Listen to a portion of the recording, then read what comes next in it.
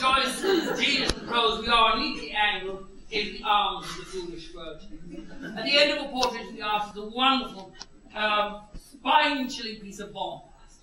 The take place just around here. Welcome, O life! I go to encounter for the millionth time the reality of experience, and to forge in the smithy of my soul the uncreated conscience of my race. Old father, old artificer, standing now and ever in good stead. Marvellous stuff.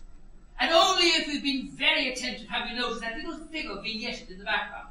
Typical Irish figure, the man. Putting his clothes neatly into his second-hand suitcase and allowing him to make the dramatic gesture, but saying under her breath to herself that she hopes her son will find among strangers what the heart is and what it feels. We never actually know if that happens in the life of Stephen Douglas, because in Ulysses he's so quickly displaced from centre stage by a new figure, the olive-skinned, down-heeled Dublin Jewish advertising salesman, Mr. Leopold Bloom. But we do know that it certainly happened in the life of the young writer James Joyce. For on the 10th of June 1904, Joyce was walking down Nassau Street in the direction of Merrion Square when his eye was caught by a rather lovely young woman with long auburn hair. Her name was Nora Barn. She was from Galway. She worked at the chambermaid. Joyce stopped, chatted up. Nora chatted back. She liked a bit of a flirtation. But when Joyce spoke, he spoke with a Dublin accent. Although she might well have been a culture, she was not going to be caught in the net of any little Dublin Jackee. And so after her flirtation, she made a date, but she never bothered herself to keep it. Joyce was nothing if not persistent. He followed her around to Finn's Hotel in the place where she worked as a chambermaid. And so, on the 16th of June, a Thursday, in the late afternoon, James Joyce and Nora Bartle first went walking out on the Strand at Irish Town in Zen. Now, I did not know James Joyce. Unfortunately, he died in 1941. The world had to wait with bated breath another 3 years for me to arrive. Joyce died when I was only 7 years old, but I knew many of our friends, and several of them said to me that in those Paris days in the 30s, when Bloomsday came out, Nora would achieve an arch look and say, "Oh, so that's the day I made a man out of you." So some kind of hanky-panky went on, and whatever it was, it impressed that day so much on Joyce's mind that it became a symbol for him. And although they were both from dysfunctional families, no money in the background, no formal engagement, no exchange of presents, James Joyce gave Nora Bartlett the most wonderful present. That whole day, enshrined forever, thanks to his genius, in the pages of his novel, Ulysses. Stately, plump Pavilion came from the stairhead bearing a bowl on which a mirror and a razor lay crossed.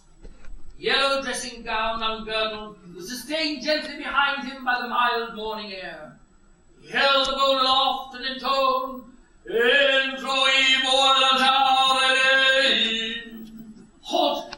Peered down the dark, winding staircase and called out coarsely, 'Come up, Kinch! Come up! Yeah, fearful gentleman!' Well, for some people, that's about as far as they can get in Ulysses. Despite the conquest stickers that were widespread in Dublin in the year of Joyce's centenary, 1982, a lot of people find it different.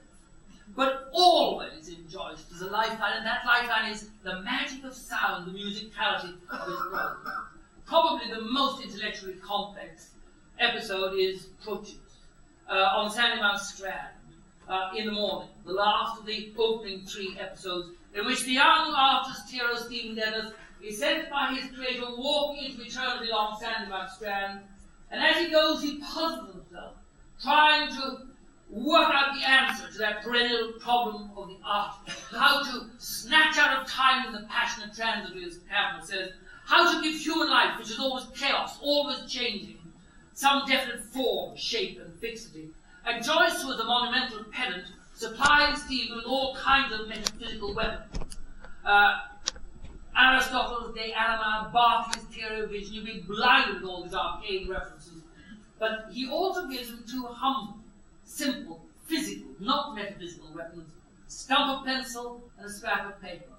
And with these, Stephen is walking along, and suddenly there seems to be another typewriter sneeze. SWSWO, HWS, how many people bother to read that in an ordinary novel? They assume it's a typographical error. But actually, it's the moment that miracle occurs. Because what Stephen is doing is making notation in the letter of the alphabet of the sound of a wave as it crashes upon the shore. Listen, a four-worded wave speech.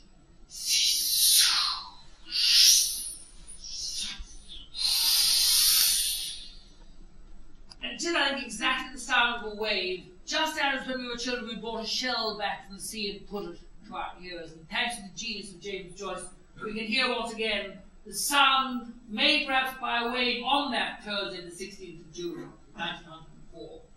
Now, we don't have a huge amount of time, so I'd like just, in Ulysses, before I start winding myself to the conclusion, to perform two pieces for you.